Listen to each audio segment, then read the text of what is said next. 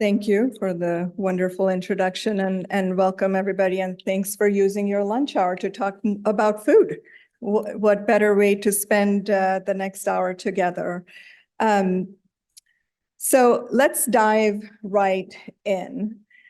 I wanted to start the talk with showing you something that I know all of us may have heard about or seen news articles on, but I think this slide is pretty powerful because what you're seeing here is the healthcare spending per capita, and on the x-axis, and then you have on the y-axis the life expectancy at birth.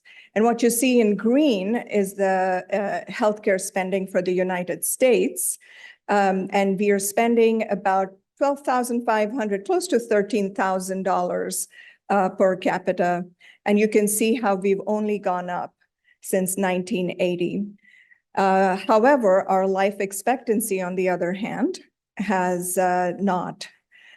We've gone up and now we're trending downwards. And if you compare it to other comparable country averages, what you see is that their healthcare spending is far lower, less than half of what we spend in the US. However, their life expectancy is much higher. That's what you see in the blue. And so we spend more on medical care as a country, but have worse life expectancy than any peer country. And you can see a list of the peer countries in the footnotes. And this is something I know we all know, but Americans consume more calories than any other country, have higher obesity rates, which explain about half of lower life expectancy at the age of 50. So I wanted to set the stage for this talk using this slide because this is really what guides the work that we do. So why, as a country, are we spending 2 times more on healthcare? And this is all, a big chunk of this is inpatient care, by the way, that drives the healthcare costs, about 60%. But we have lower health outcomes as compared to any peer country in the world. That's the question that's in front of us. Of course, I'm here to talk about food and how it relates to health, and it's central to our health outcomes. There's over 7,000 studies that have demonstrated the impact of food and its relationship to health outcomes. I think the seminal part about this is the fact that these are all occurring at any given point together within the patients that you all are serving. So whether you're talking about heart health or kidney disease, you know, in healthcare, we are trained like you might be trained on the toe, someone else might be trained on the ankle, but it's the same foot, right? So we have a lot of different specialties, but our patients are struggling with these conditions together at any given time. Let's hone in specifically on diet. These are some of the stats. 1 out of 10 Americans meet the recommended fruit and vegetable intake in America. 2%, so 2 out of 100 meet the recommendations for whole grains. We all know the importance of fiber when it comes to maintaining health and the importance of your gut and maintaining your gut microbiome. 9 out of 10 Americans have excess sodium intake, and obesity rates have tripled from 15% in 1980 to more than 42% at present. This is the state of Americans at this time. So this begs the question, why? Why are we seeing this? And I know there's a lot of literature out there looking at disparities. I'm going to take us a step back in thinking about it from a systems perspective. And I'll be honest in telling y'all that when I started this work, I really did not know a lot about the impact that systems have on health outcomes, and not just health outcomes 20, 30 years down the line. Immediate impact on health and health outcomes. And so I want to take a step back and talk about the food system for the next few minutes in the US. So the historical origins of our food, you might wonder, where does our food come from? Well, this map shows where the origins of our major agricultural crops was before they were domesticated across the globe. So if you look at soybean, for example, soybean comes primarily from East Asia. That's where that's the home of this particular crop. Brazil is now the largest soybean producer in the world, along with the United States. Now, if you look at today, we have about 6 countries that are producing, they are the top agricultural producers of some of the world's staple crops. So while our farming has gotten global, right? Like you might eat, your fruits might be coming from Mexico, other parts of the world, your rice is coming from India or other parts of the world. What you see here is the fact that a majority of the land in these countries is now being used to grow these crops that were not native to the countries. Now, you might say, well, what does that have to do with our health system? Well, when you're using a majority of your crop to grow these particular kinds of food, then that means your soil is no longer active to grow other kinds of food. It reduces the variety that you have in your native land. So this is one. I'm going to show you sort of different legs of the stool as we think about the impact food has on health. So what does this mean? So I want to start with a picture. This is my partner in crime, Lisa Helfman. We co-founded a nonprofit together. It's called Brighter Bites. And the journey that the nonprofit took us on is essentially into the food system world. So we wanted to know, how is our food grown? And what you see here, you see a lush farm, right? Behind you, it's growing butter lettuce. However, this is after the farm has been completely picked. So this is all the lettuce that is left on the farm to die because the lettuce did not meet retail specs. And you might wonder, well, why is it left to die? Why don't we pick it? And it's because the greatest cost associated in the food system, it's called the pick, pack, and ship cost. So it's cost associated with freight and the cost associated with having labor pick up that produce and pack it. And even if they want to donate it to the food bank, they have to pay the cost of freight associated with sending it to the food bank. So the easiest solution for the farmer is to leave it to die on the field itself. Now, you might wonder, what does that volume look like? It's not trivial. About 60 billion pounds of just fresh produce are left to die. And this is another picture of a fully picked farm of sweet potatoes. I'll tell you guys a story. We were launching Brighter Bites, and Brighter Bites is a nonprofit. You can look it up, but essentially what we're doing is channeling this excess produce through trusted venues like schools and clinic systems to get it into the hands of families that need it the most, and we combine it with a lot of education to teach families how to use what we're giving them. But in that process of trying to understand, we realize that this part is completely invisible to us. We have kids who think green beans grow in cans. That is a true story. We've had kids who've come to us in East End, Houston, who've never had a fresh orange before. And so when you have that kind of an ecosystem, telling someone to just eat more fruits and vegetables doesn't really go far, right? So let's first finish the conversation around food waste. When 30 to 40% of our food supply, and you can see the distribution of where the food waste comes from. So about 40%, the largest chunk, is when you go to the grocery store and you see all of that beautiful produce and it's thrown away at the end of its, even when it's close to the end of its shelf life, it's thrown away. Now you might say, why don't they just open this grocery store and let someone take it?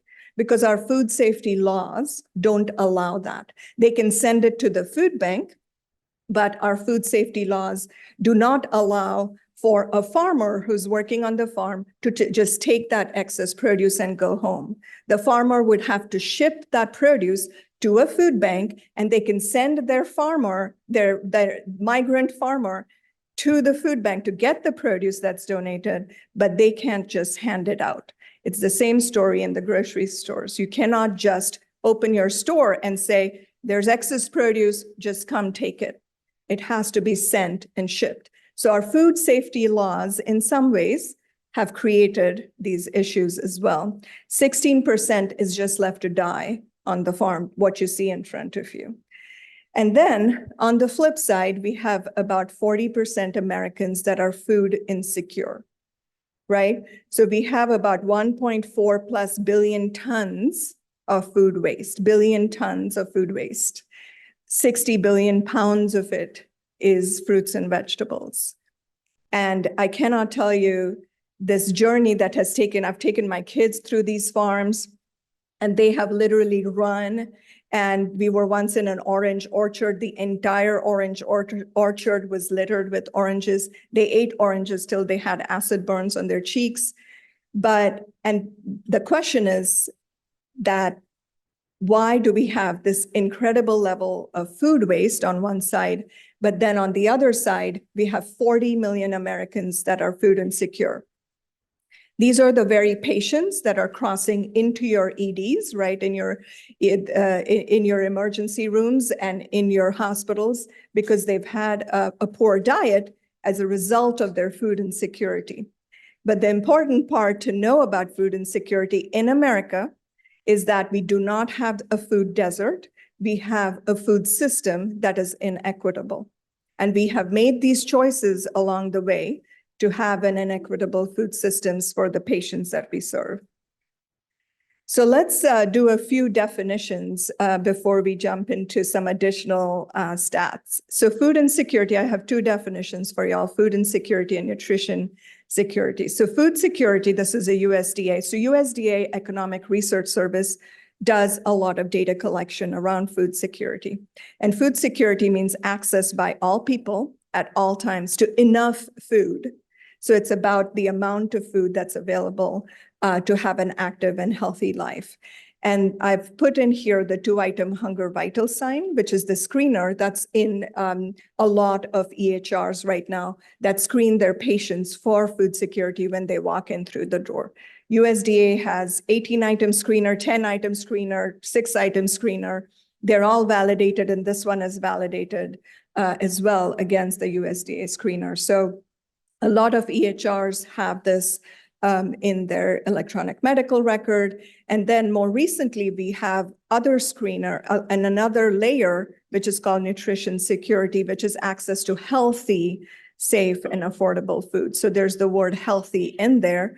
And there's a couple of screeners that I've added in here if you're thinking about screening for nutrition security. So both food insecurity and nutrition security are sort of, they go hand in glove because one is about access to just food, but the other is about access to, about your diet quality when it comes to food, because just nutrition security is not enough. So I'm going to jump into now a few stats around food security. So food security, so 40 million Americans. So that's about 12% of our population that is food insecure. And you can kind of see in the trend, and when we have economic dips, our food insecurity goes up. And then it takes years. It takes about, on average, 6 to 8 years for the food security rates to come down to financial crisis levels. So we've had the pandemic recently, our food insecurity rates have gone up. It's going to take us a while before these rates gonna stabilize back to pre-pandemic levels. Now, when you start looking at, peeling the layers of the onion in terms of who is food insecure, you see that our Black and Hispanic patients and communities are struggling the most with food insecurity. This is a household level metric. Food insecurity is not an individual level measure. It's measuring your food security at the household level, at the home level. So our families that are Hispanic and Black are struggling the most, 2 times those of their white and other non-Hispanic counterparts. And then when you start looking at single family homes, so these are, the green line is single moms with children. And then the red line is single dads with children. You see that the picture is really dismal for our single moms with children. So households with children, especially with a single mom, have 3, sometimes 4 times the rate of food insecurity as compared to the national average. So that's 4 out of 10 children that in these households that do not have enough food to eat, period, let alone the diet quality of the food. So the reason these screeners are critical, because these are sort of the wedge points that you can introduce when you're working with patients in trying to understand what does their ecosystem look like when it comes to food. And when we're giving out the DASH diets or the AHA diet and trying to get them to eat healthier, what might be the reasons that they're not able to engage in these behaviors? And let me also share that there's an incredible level of stigma associated with these screeners as well. We recommend that these screenings be self-administered, that there's no interviewer or your case manager sitting down with them asking these questions, because you will have severe underreporting if you have an interviewer administered type of a screening for these. So we recommend self-administration of these screeners, and then we recommend that there's follow-up in regards to the results of the screening, because you're talking about households that just don't have food. You cannot ethically just leave them. You have to follow it up with a response. So where does that bring back, right? Here we are talking about, this is cardiology grand round, so we have to make sure we're linking it back to health.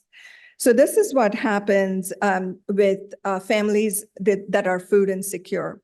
Families that are food insecure have chronic lack of access to food, period, which means that they engage in what we call disordered eating patterns. That means they might eat lots of food, large volumes of food, when and as it is available to them.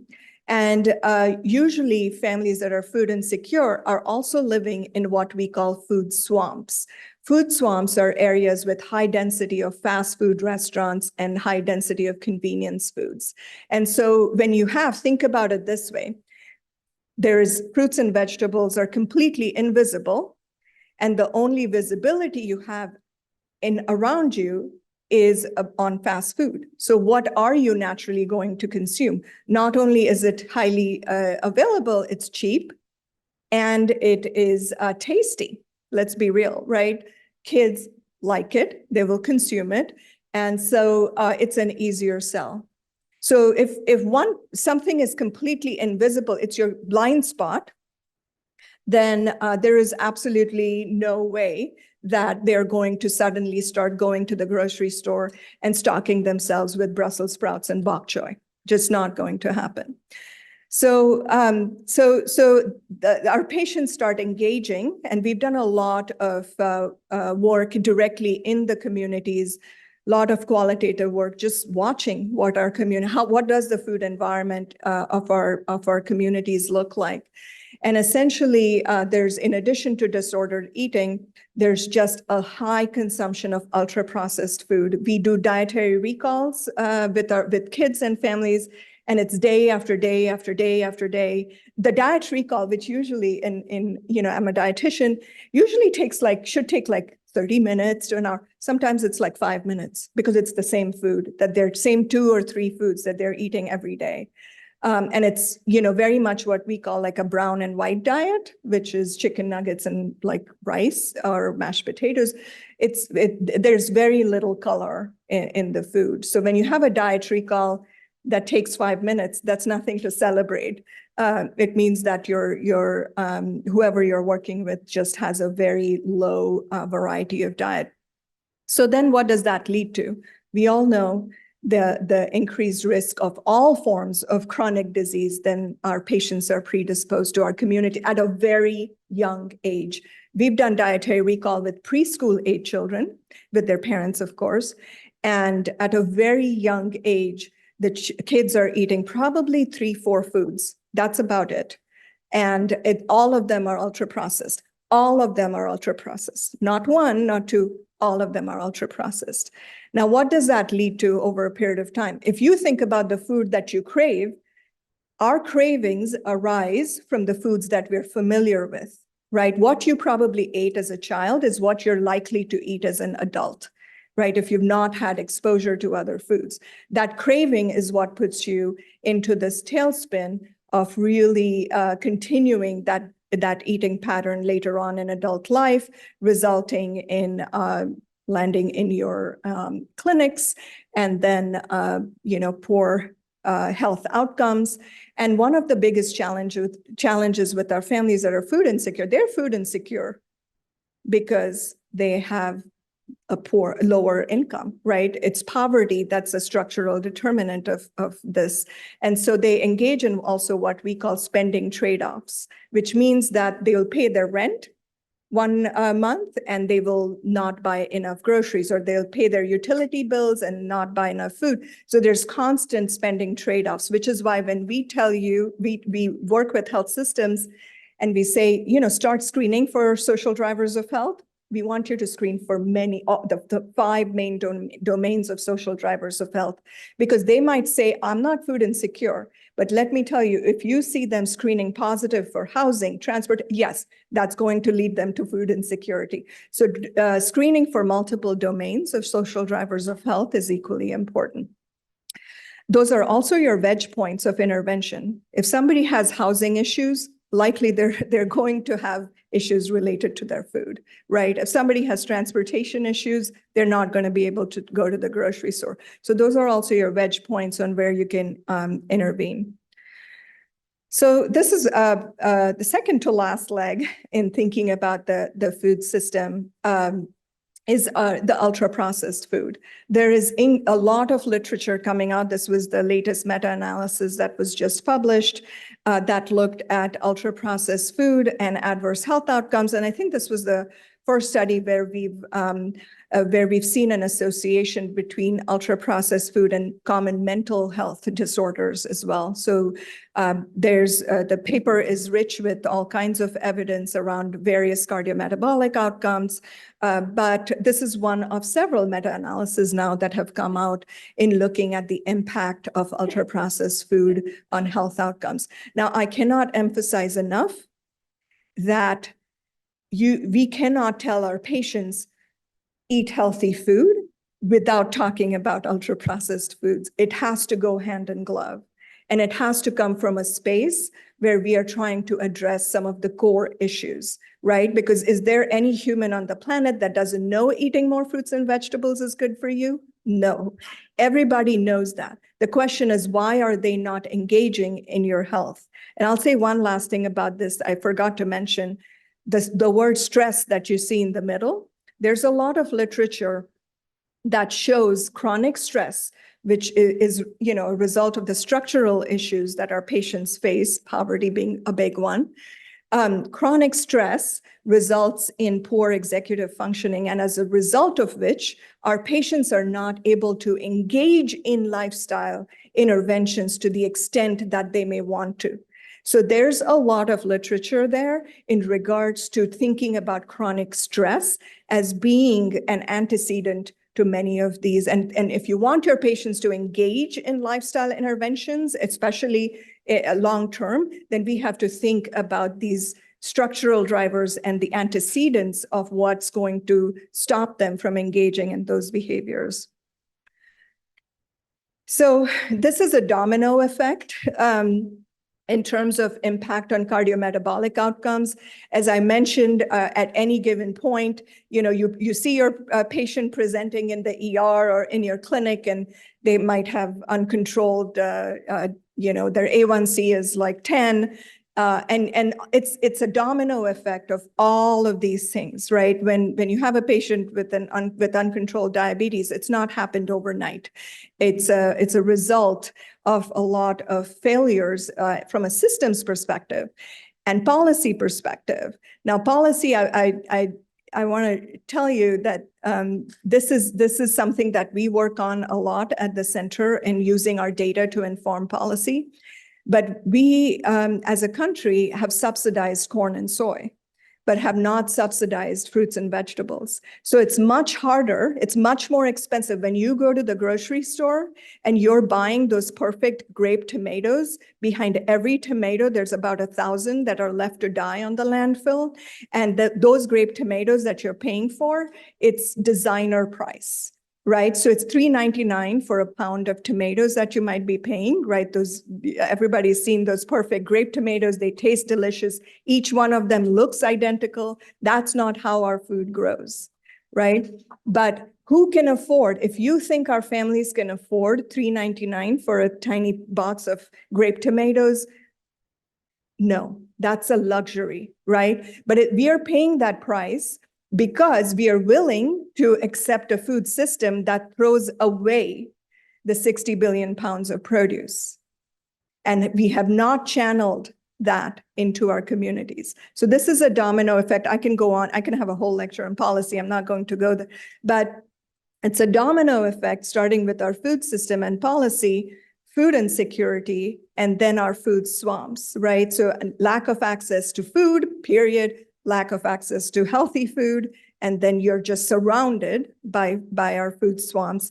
And a critical component of this is also access to preventive care, right? When you have, the reason your patients show up in the ED is because they've not had access to preventive care. Texas has the highest number of uninsured and highest proportion of uninsured in the country. So we have a lot of patients that just don't have access to preventive care and then show up in the ED. The costs are extremely high.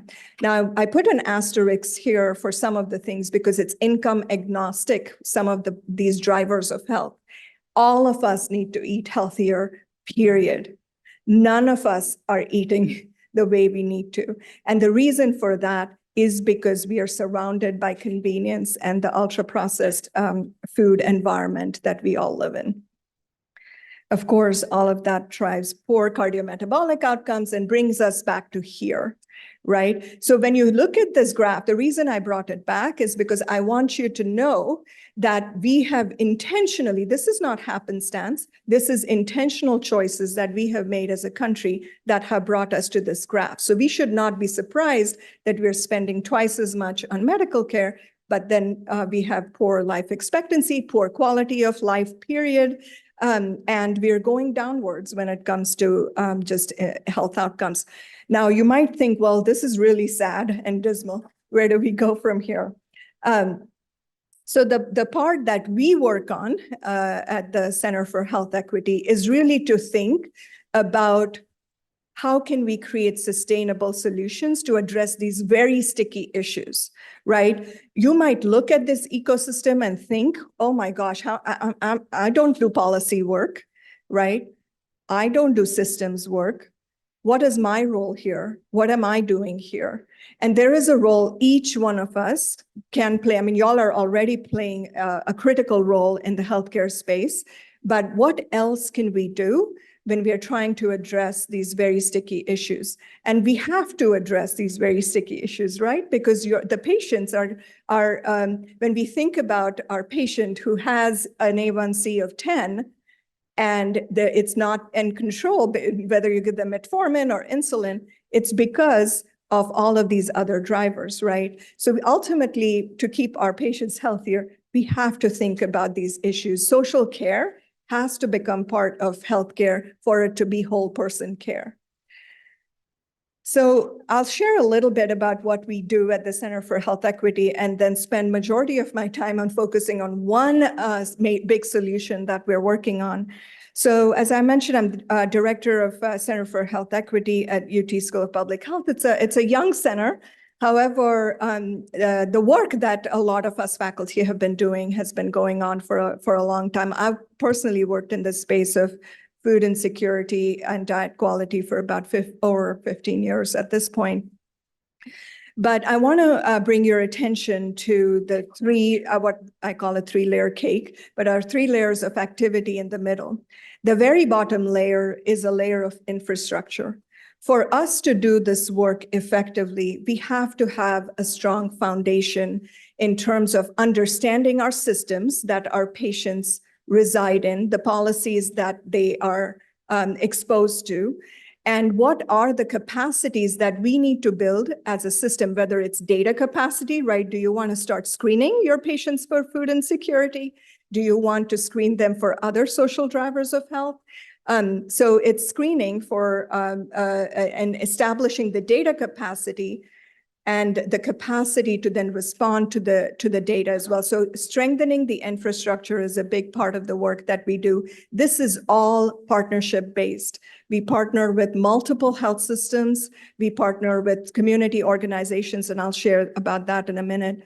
And layered on that is our data analytics. If you're not collecting good data, your analytics is going to be misguided, right? And then you're going to derive your interventions and your response based on bad data.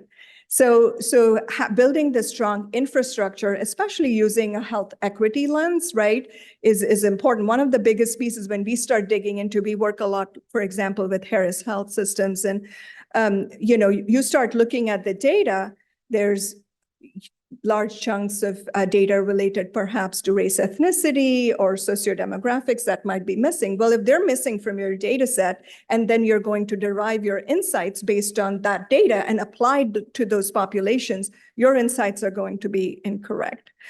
So that's sort of our approach, is starting with the infrastructure, moving on to our intelligence, and then layering on interventions. I'm a clinical trialist by training. That's what I did in my PhD program. And so a lot of we focus a lot on designing these right approaches and then testing them and evaluating them using rigorous designs.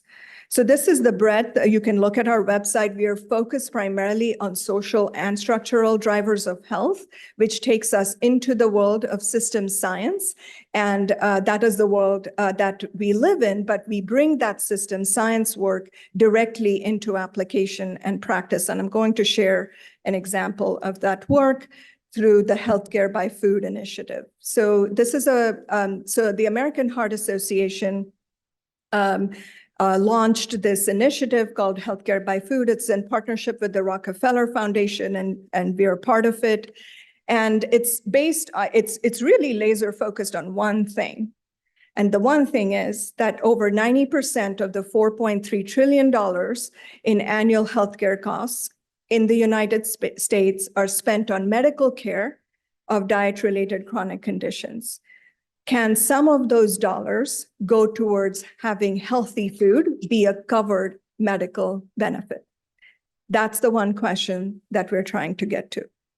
So how do you get there? Well, the good news is this year, we've had a major policy shift that many of you might be aware of, that CMS now requires hospitals that report to them to have screening across 5 domains. This was optional in 2023. It's a mandate now in 2024.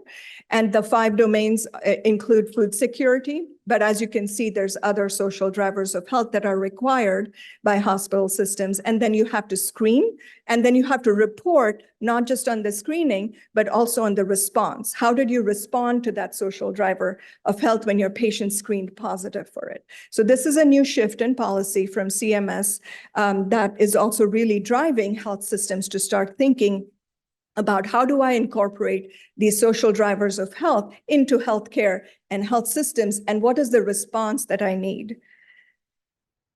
Now, you might think, well, do I have to grow a farm in my clinic? No, you don't. There's ways for us to do this well. Now, this boils down to having a response that actually works for your patient, right? When we think about food is medicine, then medicines have dosage, right? Medicines have an adherence plan attached to it. Your patient will need to take X amount of your medication for X time over X period to have a clinical response. Well, if we're thinking about food as medicine, then we need to have a similar approach and a similar understanding of the impact. And so we have some precedents with the DPP, the Diabetes Prevention Program. This was the study done back in 2002, which showed that the Diabetes Prevention Program reduced the incidence of diabetes by 58% as compared to 31% by metformin. Now, you might think, wow, this is great, right? We can cover it. It can be a covered medical benefit. It took about 12 to 14 years after this RCT for the DPP to be a covered medical benefit.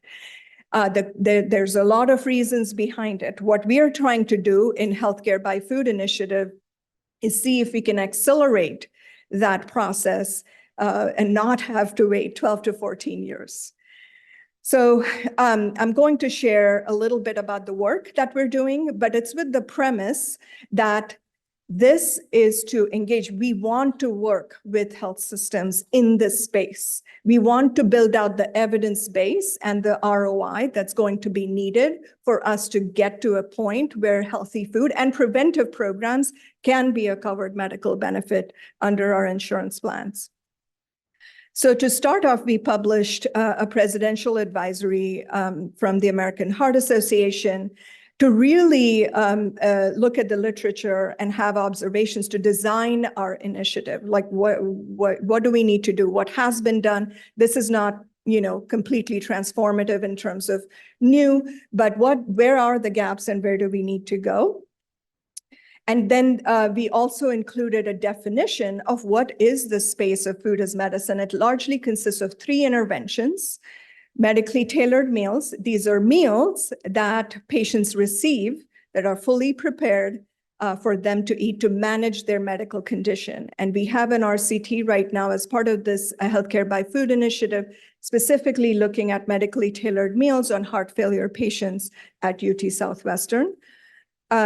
Produce prescription programs. These types of programs are where patients can go, they get a prescription from their provider, and they can take that prescription and then redeem the prescription at certain community organizations or even grocery stores. And then medically tailored groceries is where, again, your patient can get a prescription and then use that to go to the grocery store to buy specific foods. In this case, it would be produce that a lot of the interventions are using. The anchor in all of this is health systems. All of this work is anchored within health systems because we want for this to be a covered medical benefit, it has to be anchored within the health systems. Now, there are several steps in which way in which we're thinking about this. The first step is you might think that just giving someone food would address the issue, right? The answer is no, because there's a lot that in terms of behavioral science and behavioral economics that goes on even when you think about incentivizing someone with free food. So the first is, you have to do more than providing free or subsidized food. And some of the data, so only 50% in Texas, only 50% of the moms that are eligible for WIC are enrolled. Why is that? It's a program that's available and free to them. USDA has a GusNIP program for produce prescription, and they get free vouchers to go buy produce at the grocery stores. These vouchers are like $100 cards they can use to go to their grocery store of their choice and buy just produce. Only 60% of the food is actually purchased. California started offering 1115 waiver programs. In the first year, only 6,400 of the 15 million Medi-Cal recipients were provided food as medicine. Why is that? Even though the program was available through 1115 waiver, why is it that the uptake was slower and lower than anticipated? So designing efficacy is important.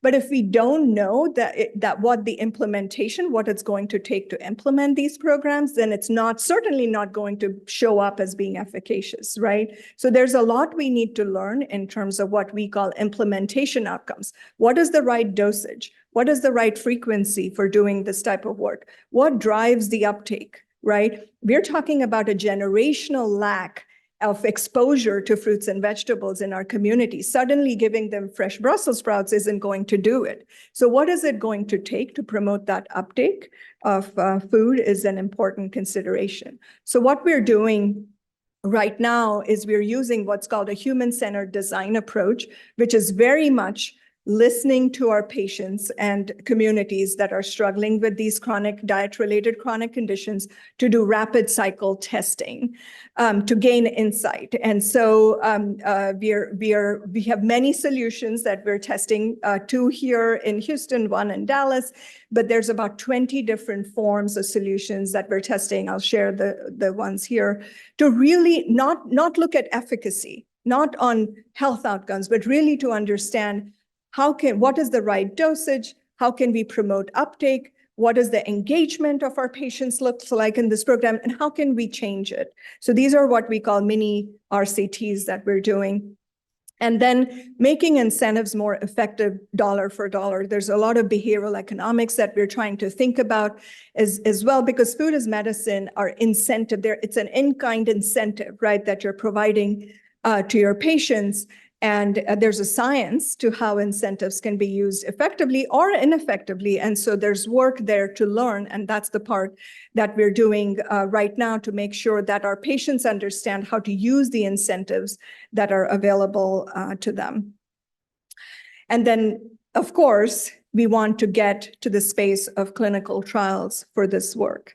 So why is that important? We all know healthy food is good for us. Why do we need to get to the space of clinical trials? Because that's what our payers are going to respond to. They need an ROI. They need to make a business case, cost effectiveness to say, oh, if I spend this money on my patient and do produce prescriptions, this is the money that I will save in terms of healthcare costs. And the design of this work is critical, right? This is a great example, a pre-post study of 95 patients enrolled in a food as medicine program showed a 2.1 percentage point drop in their hemoglobin A1C level, corresponding to a 40% decrease in risk of death or serious complications. Wonderful. However, an RCT of the very same program was followed, which showed a non-significant difference between the groups, right? Now, when you look at the RCT, there are very clear limitations in terms of the uptake of the program. So the RCT actually was done prematurely, in our opinion, because there wasn't a lot of attention given to the implementation outcome of patients actually participating in the program. If your patients are not participating in the program, if your patients don't take your medication, they're not going to see the outcomes desired. It's no different for these types of program. But having a strong control group, having a stringent study design is equally important. But first, we have to think about the implementation outcomes. So I wanted to share this graph to show you where we are in this space. And I'd really, one of the things we are doing right now, so we are in the yellow-brown space of really doing a lot of these iterative short cycle, rapid cycle RCTs, where we are testing out different strategies, looking at implementation outcomes to get to dosage, to get to engagement, to get to reach, to get to fidelity, all of those measures which are critical for us to know what is a good food prescription program. What is the best practice around a medically tailored meal program? When can I titrate my patient off of a medically tailored meal program? What does that look like? So all of those rapid cycle testing is the phase we're in. We want to do more of that with different populations. And that's the first conversation I had with Dr. Rogers in partnership with THI as well. And then we want to move into the definitive trials. This is not going to be a one shoe fits all. This is not going to be where everybody gets one produce prescription. No, that's not going to work, right? Your high-risk pregnant mom may need a home delivery-based produce prescription program, whereas someone else may want the choice of going to the grocery store and picking up what they need, right? So we envision a space where there will be multiple multi-center clinical trials testing based on the work that we're doing right now to inform the design and test out those strategies, do cost effectiveness work, and then arrive to a space that it will be a covered benefit. The good part about what you're not seeing on this slide is that there's a lot happening around this space, and we are already engaging payers, and we're already working with different states in having those conversations around how to inform and guide this work.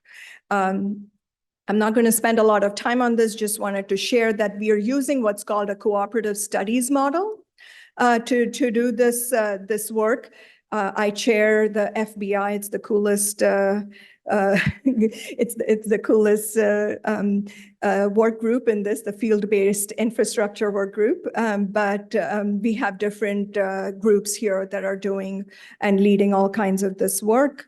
And it's really so we can facilitate expertise around the country, right? The bad news about this work thus far is that we've had a lot of what we call silos of excellence. Great work happening in a lot of different pockets. And what's happening in California, none of the legislators want to hear about it in Texas, right? And so we have to really think about how can we derive the national expertise to bring it local, but then use local to inform our state legislation, but also inform the national work in this space. So this cooperative studies model has been really fabulous to bring in the national expertise in this space. And I already talked about the pilots, but this is the puzzle. The circle that you see here is what we're trying to do. There's been a lot of literature in the land of pilots here already with WIC and medically tailored meals and whatnot, but there's a lot of gaps. We're filling those gaps in the middle right now. We're looking at dosage, reach, fidelity, engagement, duration, delivery, nutrition education. We're testing, doing rapid cycle tests, and then we will use this to inform our subsequent efficacy trials. The two trials we're doing here are the cohort 2 and cohort 3, the rapid cycle tests. We're working with Texas Children's Health Plan and doing medically tailored groceries there with their pregnant moms. And then we're working with Harris Health Systems and testing a home delivery-based model. Both are with high-risk pregnant moms. And you can see the different testing. We're testing an AI-based chatbot, nutrition education intervention. We're testing cardholder engagement strategies. Why are people leaving money on the table every month? They're using only $85 out of the $100 they're getting on their card. We need to know why and what can we do about it. So these rapid cycle tests, we also have a third cohort outside of this work. And I do want to take it one step back and share with y'all that this is a part of a bigger portfolio of work that we do in this space at the Center for Health Equity. Our core team, and some of them are here, do work in this space all the way from design. So we partner with health systems. We work with the health system to determine all the way from screening to designing the intervention that would work the best for their patient and which is the service provider that you're going to need that best fits your patient needs. So that design part of it is the support that we do. And in that space, we also do capacity building of both the health systems and the community organizations that are doing this work. And then we also build the data infrastructure to then start looking at the implementation outcomes and then impact as well.